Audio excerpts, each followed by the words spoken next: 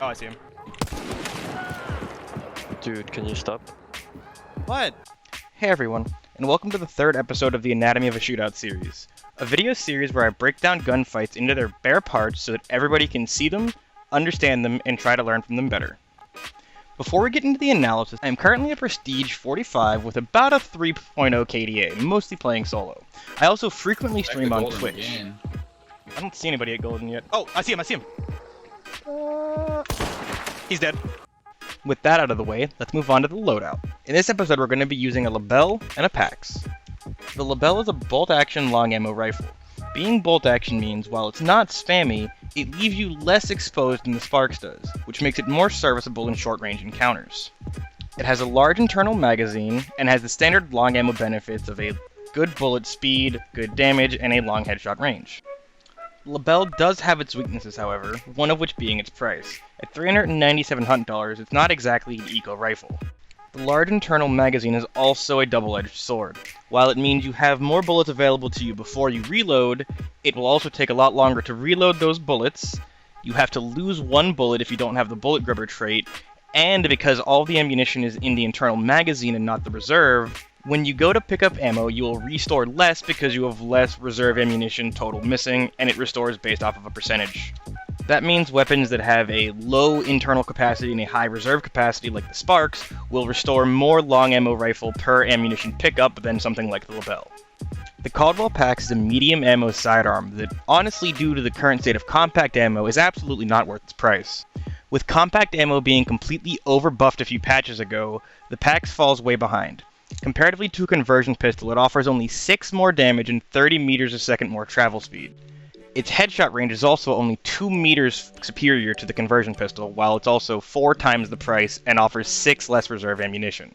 Being medium ammo, it does have slightly superior wall and wood penetration than a conversion pistol does, but even medium ammo's penetration is unreliable at best. However, this doesn't mean that the Pax isn't a viable choice and that you can't pick it and win games.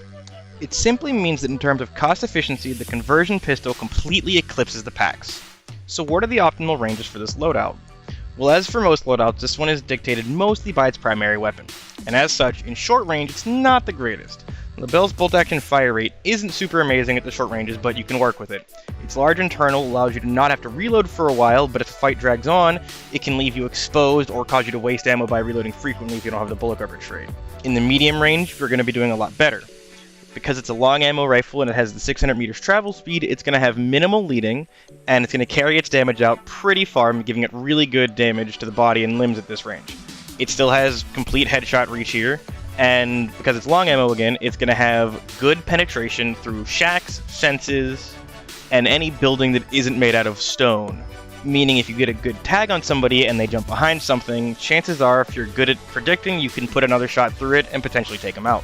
And at the far range, while it's a base Lebel and doesn't have a scope, so your vision can be a little limited, the damage carries out just fine, it has good headshot range up to 250 meters, and due to the lack of other threats, you're pretty uncontested in this range by most other weapons.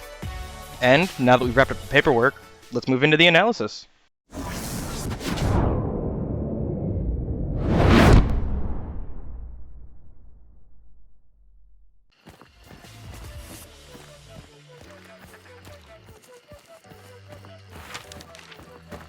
So the context for this game is pretty simple. We didn't hear pretty much anything on the map, and then the boss vanished at Scupper. So we came up to Scupper, we didn't see anybody hanging out outside, we rotated around the outside to get to the top of the map and cut off one of the extracts. I figured because nobody had been making any noise on the map and I couldn't say a team was dead, that it'd be likely there'd be other teams coming up and I didn't want to get sandwiched, but I also wanted to be in a position to prevent the boss team from leaving. As you'll see here, I'm not the only one that had that idea, and a giant fight breaks out north of Scupper near the extract. This fight starts off pretty randomly. It begins with me walking up on somebody who's not paying attention from a favorable angle. As soon as we see this guy, we have to acknowledge quite a few things. There's another team here, they're already waiting, and there's probably more of them. We trade hits and I decide to pursue him and try to get the kill quickly, hoping I can get him out of the way before the team inside comes out or before his team outside can rescue him. While I'm meting up, I hear his teammates, so I decide to keep cover between the two of us.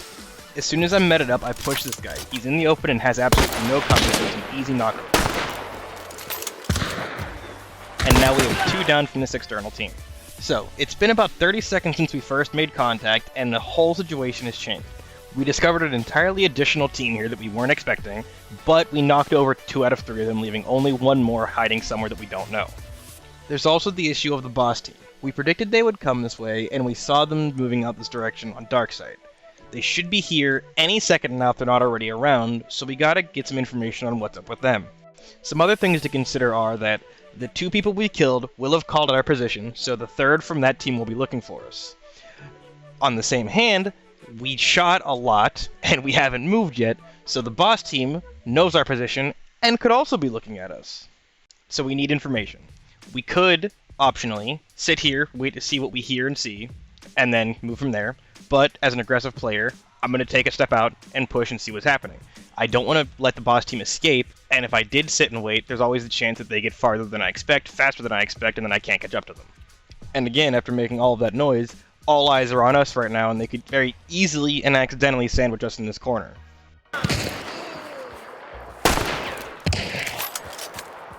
Alright, so we found the 3rd for the team that was camping and waiting. He's running across the field, his back is to us, he's looking for cover. We have a few seconds where he shouldn't be our issue. But when we turn, we see the boss team. However, there's no way they didn't see the Sheriff Hardenskin, the middle of the field there, so they're also just trying to make a beeline for the extract. So we gotta do something to slow them down. We engage on them and manage to take down 1 right away.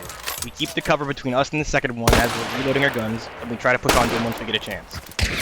As we're fighting the 2nd player from the boss team, we hear a death scream in the distance. We know the 3rd player for the camping team was a Sheriff Hardenskin, so this has to be the other player for the boss team, which means this guy's down by himself now. We push aggressively on him and keep the pressure up. He doesn't have anywhere to rotate. He comes out, we take him down, and we pick up the bounty so we can figure out where the last target is.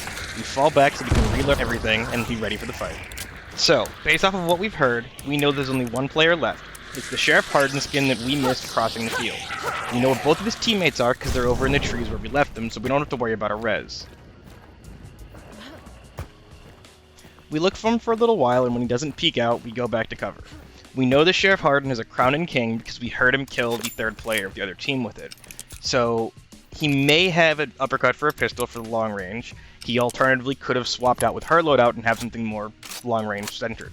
However, either way, it's going to be a safe play to keep range. We look at where he's at in the minimap, even though it's delayed and offset, it gives us a general idea without having to waste any dark sight. Now that we're fully reloaded, we use our dark sight to get an idea of where he's at. He's somewhere by the sunken house between those 2 berms. There's a lot of cover there, and it's really good for close quarters if I were to push in, and he could pop out of any corner. We decide to flank around the long way, and we listen for him and keep an eye out as we go.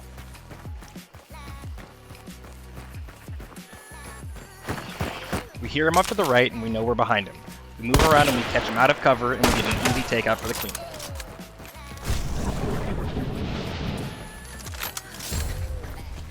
Thank you for checking out episode 3. It was a lot of effort getting all those moving parts in there, but I believe it was absolutely worth it. And while I'm just finishing episode 3, I already have some really cool ideas I want to try to implement in episode 4, so we'll see how that goes. I would like to remind everyone, though, that we are, however, still working out the basics of how this series is going to go as a whole. So please give me feedback and tell me what you do like, or what you would change. If you can't think of something to give feedback on, or if nothing stood out to you in particular, I have a question for you then. How did I do with presenting my stream and stats in the beginning of the episode? It was overwhelmingly voted for in the survey, and I just want to make sure I'm doing it correctly. I don't want to present the stream and the stats as a way to brag, but I do want to present it in a way that gives some credibility to the analysis that follows. So how did I do? How can I do better? And hopefully I see you guys next time.